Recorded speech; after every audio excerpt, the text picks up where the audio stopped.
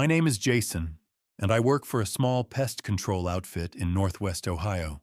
I'm 47, married, and have 2 kids out of the house now. I spend a lot of time in that gray zone between towns and farm country where you've got strip malls on one side of the road and woods or fields on the other. The night I saw what people would probably call a dogman, I was working one of those in-between places. It was late October of last year, cool but not cold yet, a little bit of ground fog hanging in the low spots. I was out behind a grocery store on the edge of the county, the last developed property before the road dropped off into brush. The store manager had called me earlier that week about a raccoon problem at their dumpsters. They'd had trash spread around a few nights in a row, and one of the stock boys swore he'd also seen a big dog back there. They were worried about health inspections more than anything else. I'd set a couple of trail cams and some cages 2 nights before and told them I'd swing by late to see what we were dealing with. I like working late. Fewer people in the way, less traffic, easier to notice movement. That night, I finished a mouse job in town around 8:30, grabbed a coffee at the gas station, and headed out toward the store. The sky was overcast, no moon showing, and the kind of thin mist was starting to build that makes every light throw a little halo. The parking lot out front was mostly empty when I pulled in. Just 3 cars near the doors, and a lone cart left sideways in a space. The grocery store itself backed onto a strip of scrub and young woods. Beyond that, the land dropped off toward a creek, and then into heavier forest that runs for miles. The dumpsters sat on a concrete pad at the very back, tucked into a 3-sided cinder block corral. There was one sodium vapor light on a pole at the edge of the lot, but it didn't quite reach the dumpster area. You got a kind of dull orange wash on the pavement, and then after that, it was mostly dark. I parked my truck in one of the back spaces, nose pointed out like I always do, and sat for a minute with the windows down. No wind to speak of. It was that heavy, padded kind of quiet you get on damp nights. No crickets, just the faint hum of the highway half a mile away, and the buzz from the store's rooftop units. My plan was simple: check the traps, swap memory cards and the trail cams, maybe move a bait station if I needed to. I grabbed my small flashlight from the cup holder out of habit, then thought better of it, and took the bigger one from behind the seat. Years in this line of work have taught me that the times you leave the good light in the truck are the times you need it.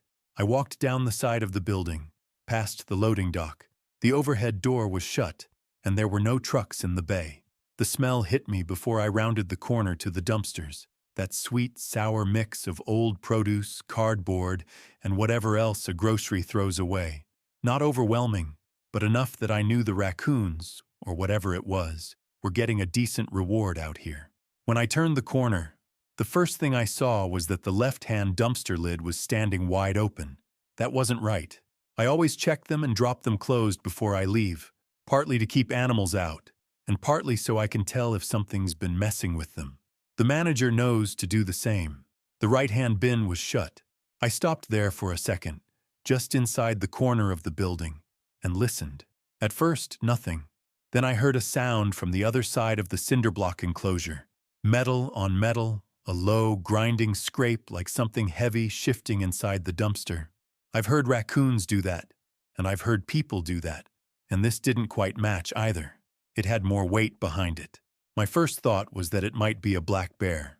We don't get many in that part of Ohio, but every few years, one will wander down the river corridor and make the news. The second thought was somebody dumping illegal trash or digging for cans. Either way, I didn't like the idea of sneaking up on it. I clicked my flashlight on but kept the beam low, pointed at the concrete. Then I walked forward until I was a few feet from the open side of the corral and angled the light in. For a moment, all I caught was the green paint of the dumpster and the pale rectangle of the back wall. Then something moved between the 2 bins. From the way it filled the gap, my brain filed it as person at first. It was upright, about the height of a tall man, with shoulders broad enough to take up most of the space between the dumpster and the wall. But the outline was wrong. The weight was pitched forward, like it was more comfortable leaning ahead of itself than standing straight.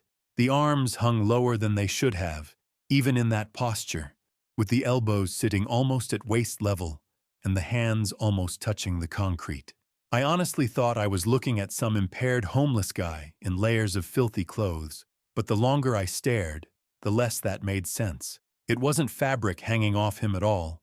It was fur, uneven, a little oily looking in the beam, thin over the belly and upper arms, but clumped thick along the upper back, shoulders, and up around the neck and head so it almost formed a mane. In a few places, I could see right down to the skin between the patches, and that did enough to kill the man in rags idea for good. The skin looked dark and textured, like old scar tissue or heavy, sun-cured leather. But that wasn't even the worst of it. I lifted the beam a bit without really thinking about it. That was when the head turned toward me. The eyes caught the edge of my light first. They reflected the beam back in a flat, yellow way, the same way a raccoon will do when you hit it with a flashlight at the right angle. Only these were much higher off the ground, and they were set under a heavy brow that cut them into shadow. The skull itself was massive. It looked broad and angular at the same time, with a thick ridge over the eyeline and a muzzle that stuck out not quite far enough for a bear or even a large dog standing on its hind legs. The nose at the end of it was black and wet, nostrils flaring once in the light. I didn't see every detail. It wasn't like one of those bright-as-day spotlight pictures, but there was enough. The ears sat high and pointed, clearly resembling a dog's, and they swiveled toward me, independent of the head, when I moved the light. It froze as soon as the light came fully onto its face. For 2 or 3 breaths, we just looked at each other. I remember noticing the way its chest moved, slow, controlled, not panting the way a dog would if it had been working hard. I realized I could hear it drawing air in, not loud, but deep. Up to that point, I'd still been waiting for a costume to give itself away, some kind of seam, a zipper, the stiff edge of a mask slipping out of alignment. Instead, what I kept seeing were little things that were hard to fake, the way its lips pulled back, showing teeth that were too wet, too dirty, and too irregular to be plastic. The way saliva caught a little on those teeth when it shifted its jaw. The way the muscles bunched in the forearm when one hand tightened on the top edge of the dumpster. That hand is the part of the image that stayed with me the most. I had the light on it for less than a second, but it was enough to wreck any last chance that this was a guy in a suit. The fingers were long and thick, 5 to a hand, ending in dark, curved claws. No paw pads, no fur on the palm, just thick skin and those nails. When it adjusted its grip, you could see tendons shift under the skin the way you do when a big man makes a fist. That was when my body finally caught up to what my brain had been trying not to accept. I felt the adrenaline dump, heart rate up, breath going shallow.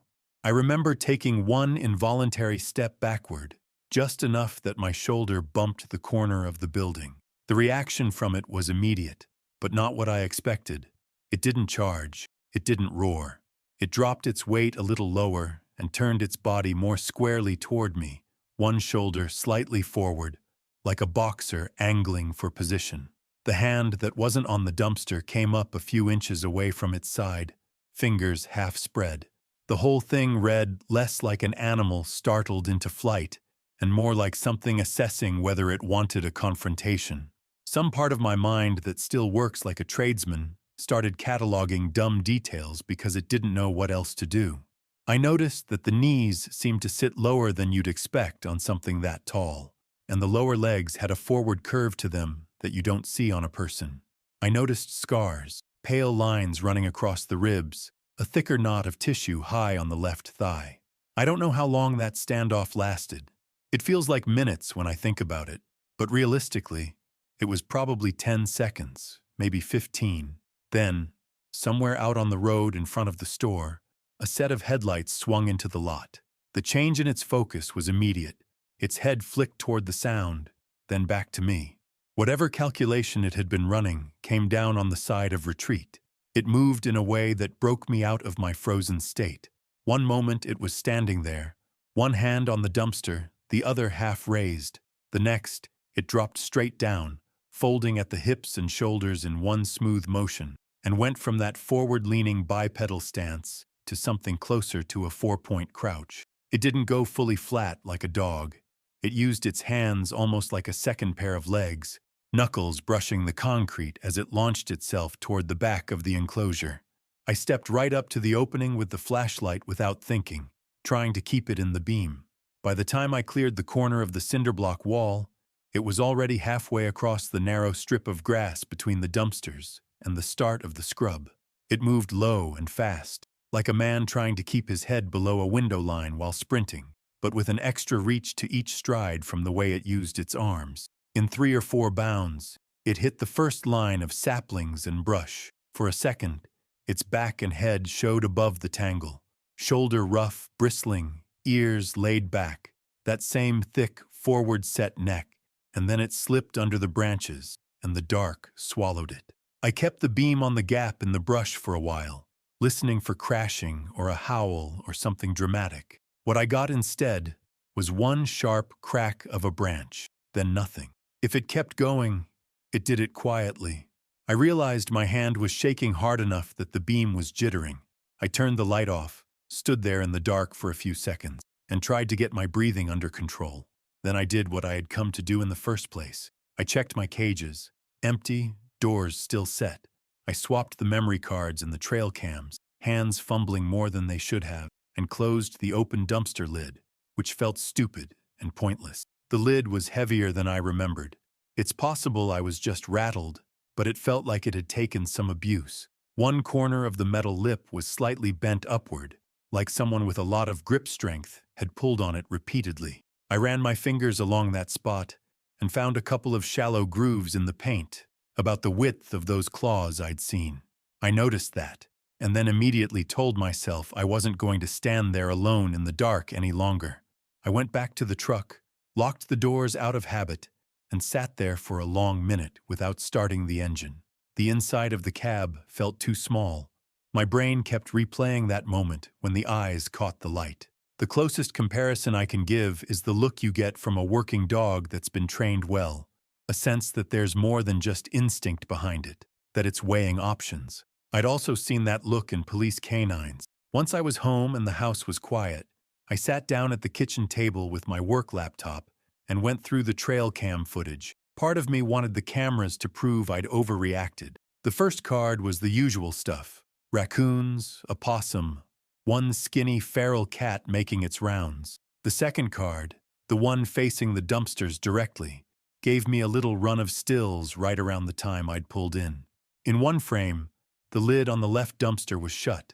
In the next, it was open, and there was a tall, dark shape standing between the bin and the wall, one arm up like it had just lifted the lid. The face was nothing but blur and blown-out white where the infrared caught movement, but the posture read human at first glance. Upright, weight pitched forward, shoulders hunched. I zoomed in until the pixels fell apart, trying to pick out fur or a muzzle or even a sleeve line, and never quite got anything I could swear to. If you showed those shots to somebody cold, they'd say you'd caught a tall guy in a hoodie messing with the trash. The longer I stared at them, the more my memory of what I'd actually seen tried to bend toward that explanation, just so it would fit. In the end, I copied the files to a folder and closed the laptop without touching or deleting anything. All the cameras really did was give me a fuzzy outline that made the whole thing easier to doubt. I didn't tell the store manager the full story. The next morning, I called him and said they did have someone, not something, getting into the dumpsters, and that they needed to keep the lids locked between trash runs. I recommended a different style of latch that was stronger. If there was another incident, they should just call the cops and let them deal with the intruder. I did not mention the fur, muzzle, or teeth. That would have just cost me my job. I decided to leave the trail cams where they were for the time being, hoping I might get better footage next time the thing showed up. For a while after that, things stayed quiet. The manager followed through on the latches I'd recommended.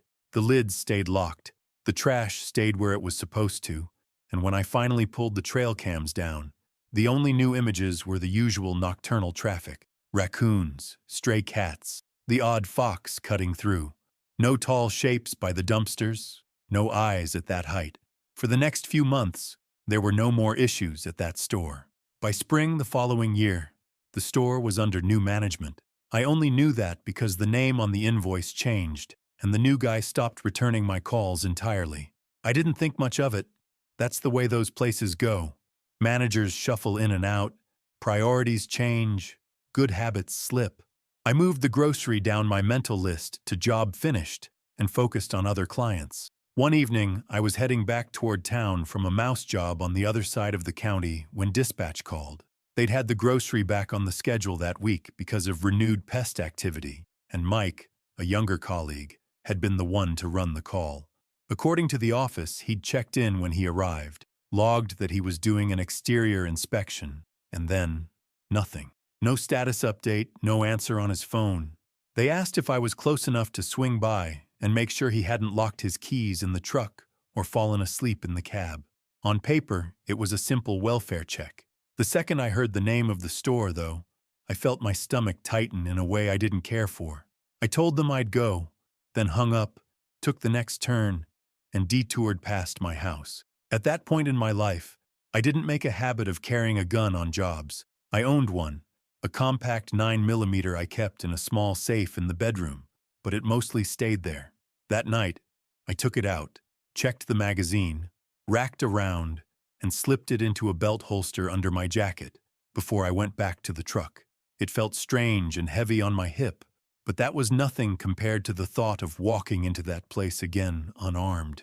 The parking lot looked almost exactly the way it had the first time, just with more potholes and a couple of dead bulbs in the pole lights. Mike's truck was parked in one of the back spaces near the loading dock, empty with the doors closed. No sign of Mike. I radioed dispatch to say I was on site, then killed my engine and got out. The air had that same damp, padded feel, sounds from the highway muted under a low sky.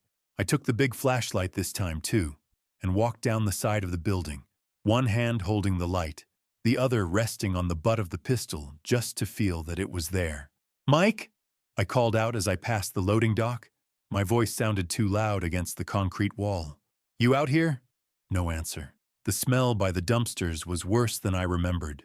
More rot, more loose trash. New management had done a complete backflip. As I rounded the corner, I saw that both lids were standing open, bags torn and scattered across the pad, and greasy cardboard pushed up against the back wall. There were drag marks and the damp dust leading away from the corral toward the scrub. "Mike!" I yelled again, louder now. Somewhere off past the dumpsters, from the direction of the brush, I heard a thin, ragged sound that didn't register as a word at first. I stood still until it came again. "Help!" It was faint, rough, but I knew immediately that it was Mike. The strip of grass between the concrete and the start of the scrub was uneven and slick. I pushed through the first line of saplings, sweeping the light ahead, then another, following the sound of his voice as it faded in and out. By the time I finally caught the pale shape of a work shirt on the ground, I was a long way in from the store. Close to 100 yards, I guessed. Mike was lying on his side in a shallow dip, one leg twisted under him, one arm clamped hard across his ribs. His coveralls were shredded across the torso and thigh, dark and wet where the fabric hung loose. There was more blood than I was ready for. He blinked up into the beam, eyes unfocused. "Jason," he managed. His voice sounded like he'd been screaming for a while. It was a monster. Big. It looked like a damn werewolf. I stabbed it. I got it with the knife, but it's still out there. Please, get me out of here." His belt knife was still in his hand, the blade slick and covered in dark blood. I didn't look too closely at that. I knelt down, slipped my arms under his shoulders, and started hauling him backward the way I'd come, as fast as I could without hurting him. I had a really bad feeling and just wanted to get out of those woods as quickly as humanly possible. We'd made it maybe 5-6 yards when I heard the growl. It came from somewhere off to my left, deep in the brush, a low, rolling sound that you felt in your chest as much as you heard with your ears. I stopped moving without meaning to. Mike's fingers, which had been slack a moment before, clamped down hard on my sleeve. He tried to dig his heel into the dirt and pull himself closer to me at the same time, breath suddenly coming in short, fast bursts. "It's back," he rasped. "Jason, don't leave me. Don't let it get me again, please. Please don't let go." His voice climbed on the last word. raw and high in a way I'd never heard out of him on any job. "Let me go for a second," I told him, though I'm not sure how much got through the panic. I had to pry his hands off my arms, finger by finger. I eased him down as gently as I could onto the damp ground, kept one boot braced by his hip so he could still feel I was there, then stood up and drew the pistol, bringing the flashlight up alongside it so the beam lined up with the gun. The growl came again, louder and longer this time, closer, followed by the sound of something big making its way through the thick undergrowth. I aimed the gun and the light toward the noise, but all I could see were trunks and crisscrossing branches and the pale flash of trash bags on the ground further in. Whatever was making the sound stayed hidden, moving a little every few seconds, circling closer but never fully showing itself. Mike was falling apart. He was openly crying now. "Hey!" I called out to the brush, because doing nothing felt even worse. My voice came out tighter than I meant it to. "That's close enough." The answer was another growl, even closer, with a higher edge in it that didn't sound like any animal I've ever heard. Leaves shivered in one spot ahead of me, maybe 50 feet out. I didn't wait for it to step clear. I fired once into the thicket where the movement had been. The shot cracked hard off the cinder block and trees, leaving my ears ringing. For a heartbeat, everything went dead quiet. The growling cut off. Whatever had been moving out there froze. "Mike, we gotta get out of here. Now," I said, more to keep myself moving than anything. I holstered the pistol, grabbed him under the arms again, less careful now, and started backing toward the open area behind the dumpsters. My legs felt like they wanted to sprint, but I forced them to go steady. Falling here would have been about the worst thing I could do. We were already out of the brush, the corral wall just a few steps behind me, when it finally showed itself. It stepped out from between two saplings, about 60 feet to our left, as if it had all the time in the world. The faint light from the lamps around the loading dock caught it from the side, turning fur and skin into a mix of browns and blacks and wet glints. It was the same thing I'd seen months earlier, no question. Tall, forward-leaning, that heavy, deformed canine head riding on top of almost human shoulders. Only this time it didn't freeze in surprise. It squared up. The growl started low and built as it came a few steps closer, stopping still a good distance away, but close enough that I could see its chest rise and fall with the sound. Its lips peeled back from its teeth in a slow, deliberate way, gums wrinkling, strings of saliva hanging and swinging for a second, before they snapped loose and swung off its chin. The fur along its shoulders and spine stood out in uneven ridges, making its outline look even taller. It spread its arms wider, long fingers splayed and slightly curled, claws catching what little light there was as it flexed them, like it was getting a grip on the idea of coming after us. The whole thing felt practiced, like it was used to that display being enough to send people running or dropping whatever food they had. It didn't have to charge to make the message clear. Standing there like that, it owned every inch of space between the trees and us. I didn't wait for it to make a move.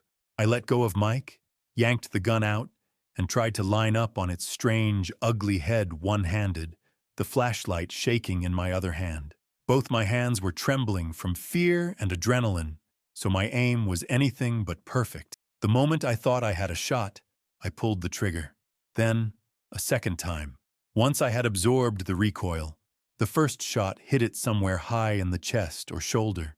I saw the impact rock it sideways and heard a cry that was clearly more pain than anger. The second hit about 2 seconds later in the same general area. That one threw it off balance completely and threw it backwards on the ground. It didn't stop moving, and it didn't stop screaming. But it did what a lot of aggressive animals do when they take a hit they weren't expecting. It scrambled back to its feet, only 3 of them, and bolted back toward the cover it had just come out of. Its right forelimb or arm hung loose, and it didn't put any weight on it.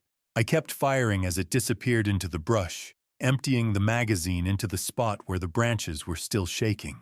Not smart, maybe, but in that moment I wasn't thinking straight. I was thinking about putting as much noise and pain between us and that werewolf thing as I could. When the gun clicked on an empty chamber, The only sounds left were my own breathing and Mike's shallow gasps. The creature was gone, either lying dead somewhere in the scrub, out of sight, or still running. I shoved the pistol back into the holster. I only brought that one magazine, so it was useless at that point.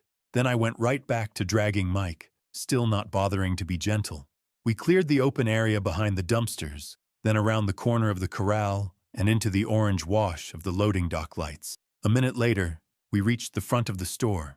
There were people there by then, a couple of employees, a supervisor, and a handful of customers, standing in a nervous little cluster near the main entrance, all of them with their phones out. From the look of it, they'd already called 911 when the first shot went off. One of the customers ran toward us with a look on her face I won't forget anytime soon, already shrugging out of her jacket to press against the worst of Mike's wounds. Mike didn't calm down just because we'd made it to the lights. He tried to twist out of my grip twice, eyes fixed on the loading dock, asking over and over if I'd killed it, if it was still there, if I could see it. When the woman knelt to press the jacket to his side, Mike flinched away from the touch, like he thought somebody was trying to drag him back the way he'd come. "Don't let it take me," he kept saying, still weeping. The cops and the ambulance showed up within a few minutes of each other. The paramedics went straight to work on Mike. He fought them at first, eyes wild, trying to sit up every time somebody's back was to the brush, mumbling and then outright shouting that the werewolf was still out there in the trees. One of them finally put a hand on his chest and told him, not unkindly, that if he didn't lie still, he might bleed out before whatever he was afraid of got a second chance at it. That seemed to get through long enough for them to get him onto a stretcher and loaded into the ambulance. While they were doing that, a deputy walked me over to the far side of the loading dock and started in on the questions. How many shots? What direction? Did I see who or what attacked my coworker? I stuck as close as I could to what I knew they might accept. A large canine, maybe a feral dog or something wild that had gotten used to the dumpsters, surprised Mike while he was out back. I mentioned the knife, the way he'd said he'd stabbed it. I did not mention that it walked on two legs and had hands and a head I didn't even have words for. Later, after they'd taped off the back lot and walked the brush with flashlights, one of the deputies came back to tell me they'd found blood on some of the saplings and on a patch of flattened brush, but no body, no trail they could follow for more than a few yards. As far as the report was concerned, it was going to read as an animal attack, probably a feral dog, and lawful defensive discharge of a registered firearm. Nobody was interested in pushing that any further. I visited Mike in the hospital a couple of days after the surgery, which put him back together.